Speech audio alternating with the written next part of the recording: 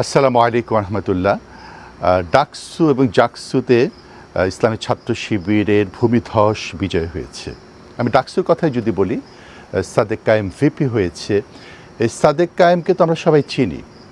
5ই আগস্টের যে ছাত্র জনতা বিপ্লবের নীরব কারিগরদের অন্যতম একজন ছিলেন সাদেক কায়েম, যে আন্দোলনের বিভিন্ন টার্নিং পয়েন্টে যার ব্যাপক ভূমিকা ছিল।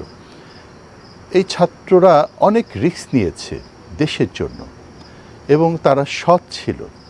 আপনারা যদি লক্ষ্য করেন যে প্রথম সারিতে যারা যুক্ত ছিলেন তাদের মধ্যে এই একটি বছরে মাথায় এসে অনেকের নামে অনেক প্রশ্ন উঠেছে, অনেক বিতর্ক এসছে, কিন্তু সাদেক কায়েম কিন্তু সততার উপর দাঁড়িয়েছিল, যার জন্য এই এক বছর শেষে এসে আল্লাহ তাকে সম্মানিত করেছে।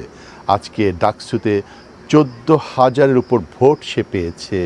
40,000 ছাত্রছাত্রীর এই বিশাল ক্যাম্পাসে আজকে সে ভিপি হয়েছে। আল্লাহ যাকে সম্মানিত করেন এভাবেই করেন। এবং সাদেক কায়েমের এই বিজয়ের মাধ্যমে সততা, নৈতিকতা, ভালো ছাত্রের রাজনীতির যে সূচনা হলো, আমি মনে করি বাংলাদেশে তাই একটি ইতিবাচক প্রভাব পড়বে। আল্লাহ তাদের সফলতা দান করুক এবং ক্যাম্পাসে যেন শিক্ষার পরিবেশ তারা ফিরিয়ে আনে, এই আকাঙ্ক্ষা ব্যক্ত করছি।